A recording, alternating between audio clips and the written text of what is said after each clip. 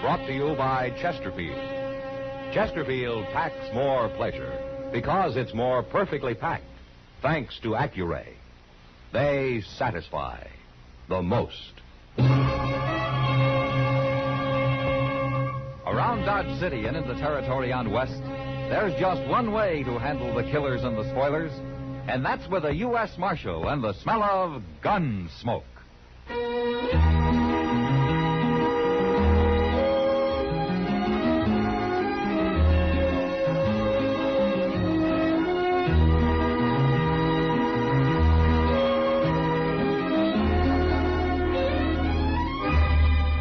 Gunsmoke, starring William Conrad. The transcribed story of the violence that moved west with young America. And the story of a man who moved with it. I'm that man, Matt Dillon, United States Marshal. The first man they look for and the last they want to meet. It's a chancy job, and it makes a man watchful and a little lonely.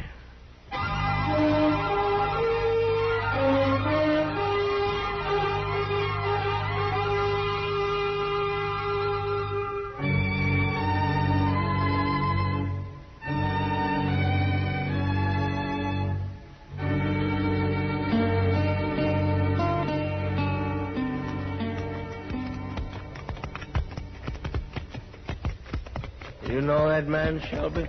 No. Looks like some kind of tenderfoot to me. Who else is camping in a grove of trees, got no water? You have a little talk with him.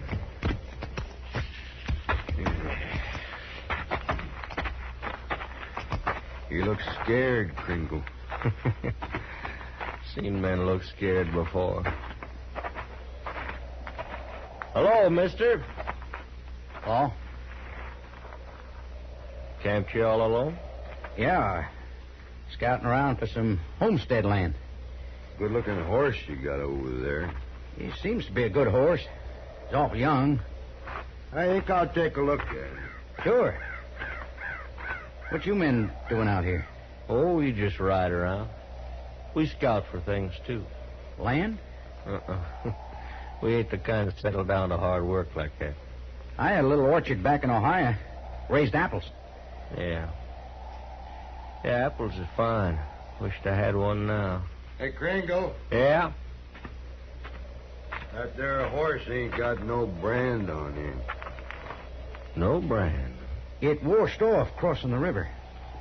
You talking about washed off? It did. I ain't lying. Well, it don't matter none. Go get your rope, Shelby. I'll get it. What's he need a rope for? Well, now, don't you worry about that, mister. We'll take care of everything. What are you going to do? I told you not to worry. Now, look, I ain't done nothing. Of course you ain't. We're just going to save you from all that hard work you was planning on. No. All right, I got it, Shelby. Hurry up. Let me go. Let me go, will you?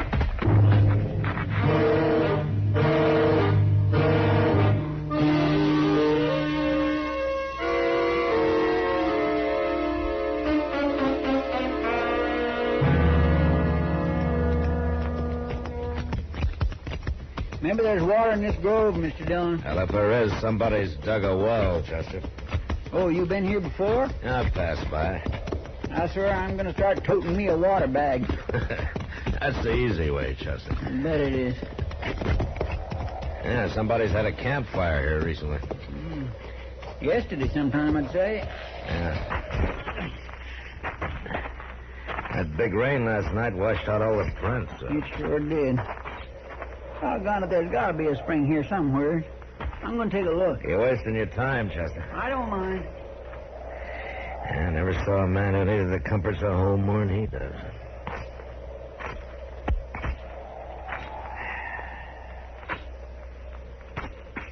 Mr. Dillon! Mr. Dillon, come here, quick! Huh? Look. Yeah. Lynched.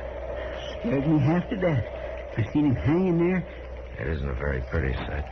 If there ain't no horse around, where's his horse? Yeah, he probably stole it. And then they caught up with him and took it back. Who do you suppose done it? I don't know. I don't know how we're ever going to find out. Now, come on. Let's cut him down. And get him into the ground.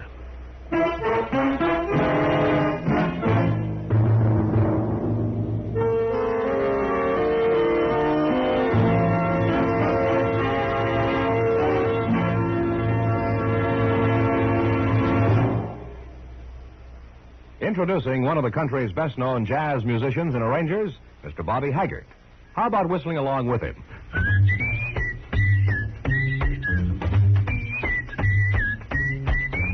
Packs more pleasure, packs more pleasure. Chesterfield packs more pleasure because Chesterfield's more perfectly packed. It stands to reason a cigarette made better and packed better smokes better, tastes better. And Chesterfield is more perfectly packed by Accuray. This electronic miracle removes human error in cigarette manufacture. So Accuray Chesterfield is firm and pleasing to the lips, mild yet deeply satisfying. Yes, Chesterfield gives you something no other cigarette can give you. Chesterfield packs more pleasure because Chesterfield's more perfectly packed. To the touch, to the taste, Chesterfield packs more pleasure because it's more perfectly packed. By Chesterfield, mild, yet they satisfy the most.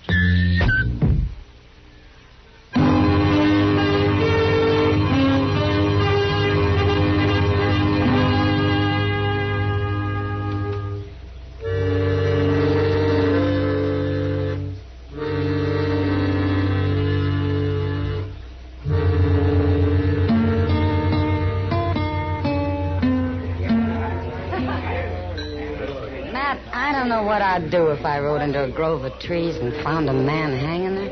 Well, I hope it never happens, Kitty. How can men do such things? That's easy. For some men.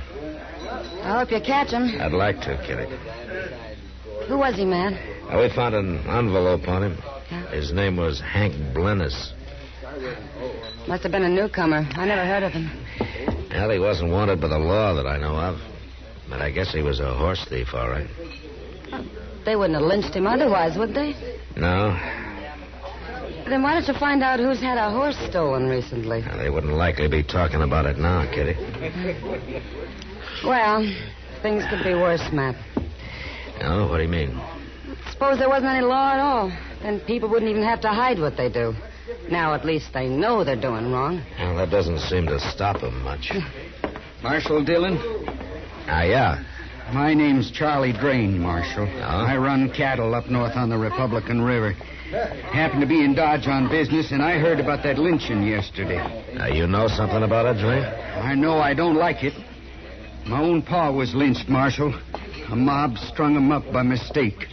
I was just a boy, but I seen him do it, and it's laid in my mind ever since. Yeah, I can understand that.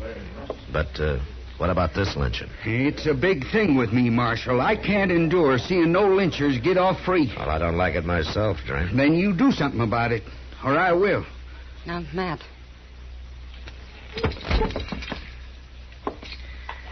Maybe you better tell me what you got in mind, Drain. A fella named Gil Mather. Got a little ranch over on Dove Creek. I've heard round about that he's had a horse or two stole recently, and I've heard that he's talked to hanging whoever stole him. It looks to me like he went and done it, Marshal. I know Gil Mather. Well, then maybe you better go bring him in. Or you will, huh? I'll see him dead.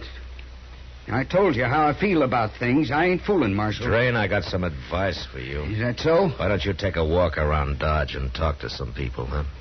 You ask them what I'm like when somebody tries to crowd me. Then you go sit down somewhere and think about it. You think about it real hard.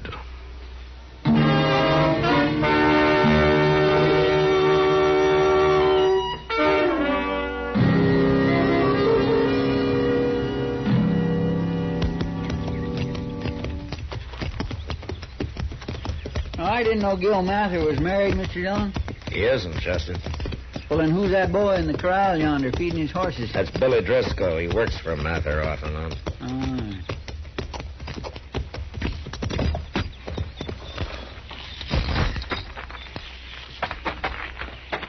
You think Mather will fight? I'm not arresting him, Chester. I got no evidence says he did it. Well, what if he admits it? And it's not often a man admits to a crime, Chester. Guess not. Hello there, Marshal. Chester. Oh? How are you, Mather? Oh, fair to middling, Marshal. What brings you out here? I was told that you've lost some horses. I didn't lose them, Marshal. They were stole. 3 of them now. Any idea who's been doing it? If I knew, there'd be a man hanging from a limb somewhere. There was one, Mather. Right? About 20 miles north of here, a man called Hank Blunnis. Was he a horse thief? Probably. Who hung him? Some people think maybe you did. No. No, it wasn't me. But horse thieves has got to be hung, Marshal. Mather Blunnis was lynched Thursday. Where were you then? You questioning my word, Marshal? Where were you? Marshal, you got any evidence, you come arrest me. Meantime, I got work to do. Contrary, ain't he, Mr. Dillon? Yeah. It sure looks to me like he's hiding something. Well, I can't arrest him for that. Come on, let's get back to town.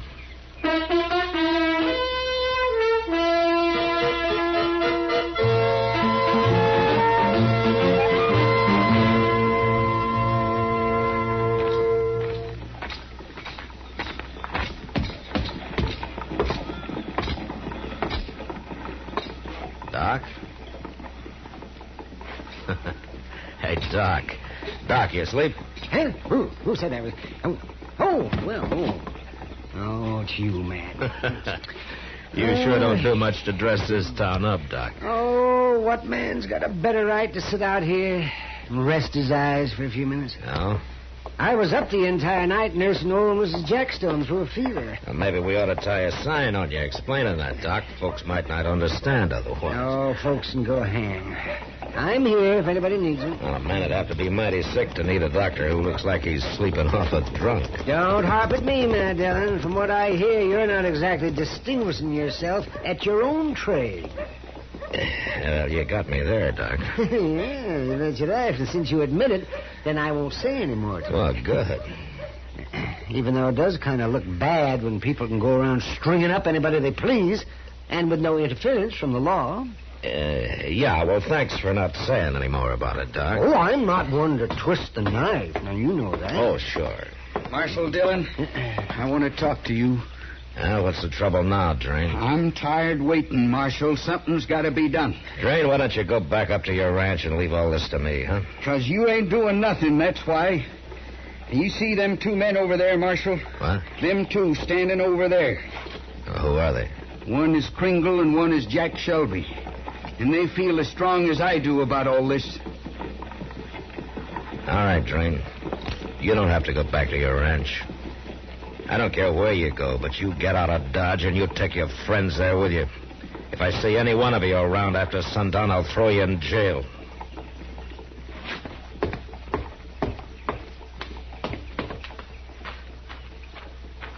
I take it back, joking you, Matt. You are kind of up against it.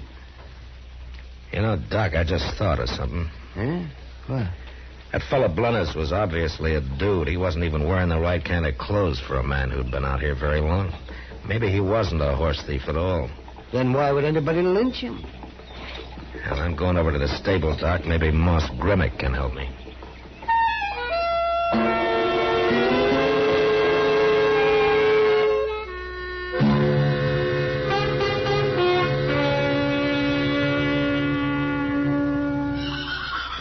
The fellow, Marshal, that's him. That's what he looked like. What kind of a horse was it, Moss?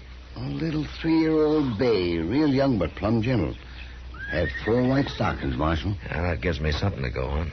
There's another thing, too. That horse wasn't branded. What? Well, I raised him myself, and I just never got around to putting it here. I was told that you've lost some horses. I didn't lose them, Marshal. They were stolen. Chemical powder. You wet it and then kind of paint your brain down with it and suppose to take the hair off. But it don't work. I tried it on another animal. It just washed right off. Then whoever's got that little bay of yours could put his own brand on him, huh? I'm a real fool, Marshal, believing you can brand a horse rubbing a little chemical powder on him. Well, we all get taken sometimes, Moss. I stopped Gil Mather from getting took, though. Oh, you did? Yeah. He come in here the other day, asked me about it. I told him. What day was that, Moss? Thursday. Him and the boy, Billy Driscoll, they come to town every Thursday, Marshal. Come in early, spend the whole day. Why? Something wrong? Hank Blennis was lynched Thursday. Well, you wasn't thinking Gil Mather done it, was you? Charlie Drain was, and he still is. I better go find him, Moss.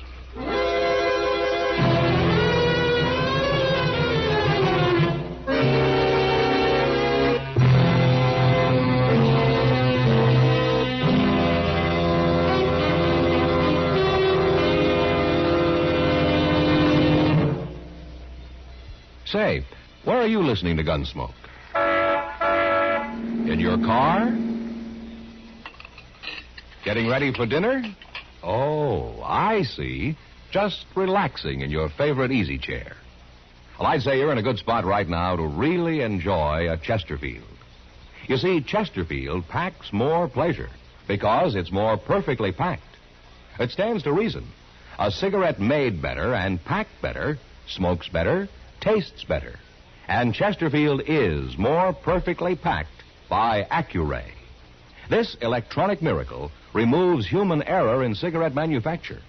So Accuray Chesterfield is firm and pleasing to the lips, mild, yet deeply satisfying. Yes, Chesterfield gives you something no other cigarette can give you. Chesterfield packs more pleasure because Chesterfield's more perfectly packed. To the touch, to the taste. Chesterfield packs more pleasure because it's more perfectly packed. Buy Chesterfield. Mild, yet they satisfy the most.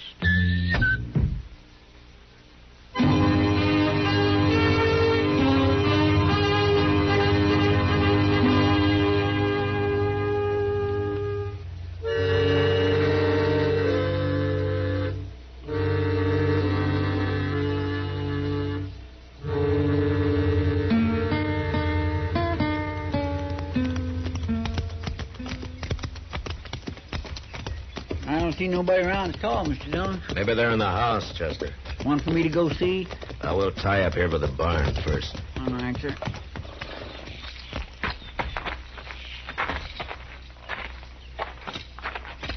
Could be Mather and the boys eating their dinner, Mr. Dillon. At least you hope so, huh? Well, any man gets a little hungry now and then. Wait a minute, Chester. Why, there's Charlie Drain. Yeah. They was in the barn. Them other two fellows, they must be Kringle and Shelby you told me about. Yeah, that's them. What are you doing out here, Marshal? I'm looking for Gil Mather, Drain. He ain't around. Chester, Yes, sir. see if he's in the barn. I said he ain't around, didn't I? Go ahead, Chester. Yes, sir. And don't any one of you try to stop him. Now, which one of you is Kringle and which is Shelby? I'm Kringle, he's Shelby. Why? And it's my job to know who people are, that's all. Well, now you know. Yeah, now I know. If you ask me, it's your job to punish criminals, Marshal. You're right, Drain. Well, you ain't been doing very good at it. I'm kind of slow sometimes. You're too slow. Mr. Dillon. Mr. Dillon. They're in there. Gil Mather and the boy, both of them. Don't stand in front of me, Chester. They're dead. These fellows went and hung them, both of them. Keep your hand away from that gun, Kringle. But you can't blame me. Me nor Shelby. It was Drain's idea. He paid us to come along with him, is all. Billy was just a kid. Why'd they have to hang him for? So he was a kid. He was keeping mighty bad company, now wasn't he? Drain, both the boy and Gil Mather were in Dodge the day Hank Blennis was lynched. Are you sure of that? There are witnesses. I don't want no more part of this. Come on, Shelby. Hold it, Kringle. Well, you ain't stopping me, Marshal. Is that your bay horse over there? With the 4 white stockings? What about it? It's pretty smart of you to lynch a man rather than shoot him when you go to steal his horse. What are you saying, Marshal? They hung Blennis, Drain. I guess they figured helping you with Mather and the boy would put everybody off their track. So they lynched him. They done it. Why, you dirty dogs!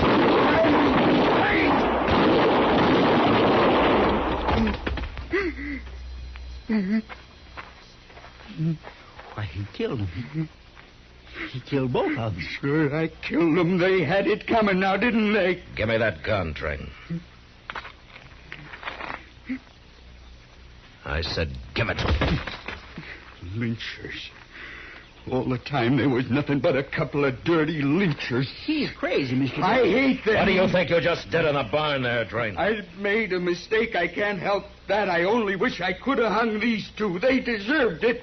Just like them fellas that lynched my pa. I ain't never seen a man so mixed up. I hate lynching. Sometimes a man can hate too much, Train. Sometimes it can twist him till he gets where he doesn't really belong. I don't know what you mean.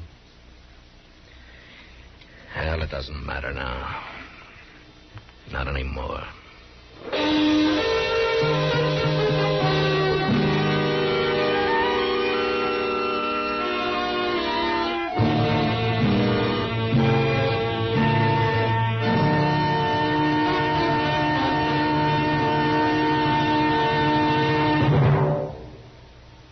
In a moment, our star, William Conrad.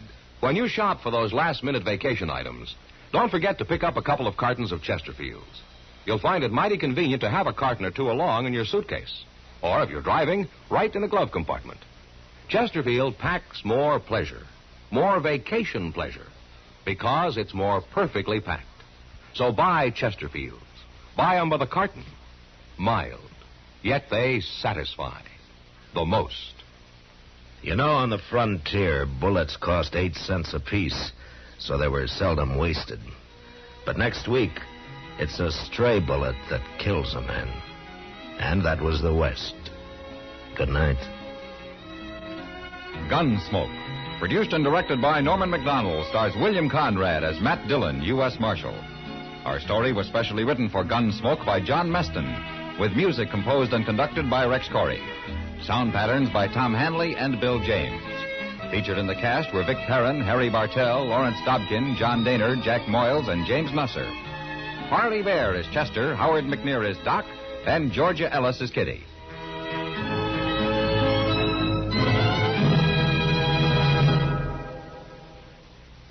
Live modern.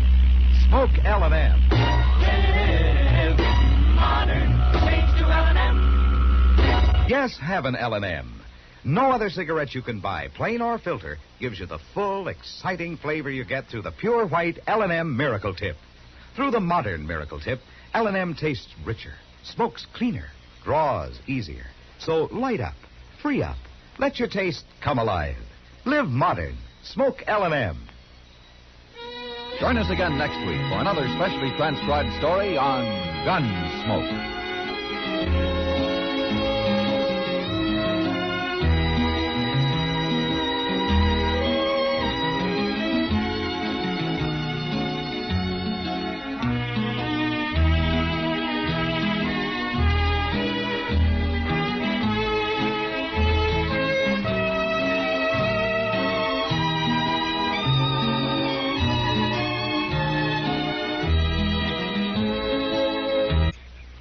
You ain't stopping me, Marshal. Is that your bay horse over there?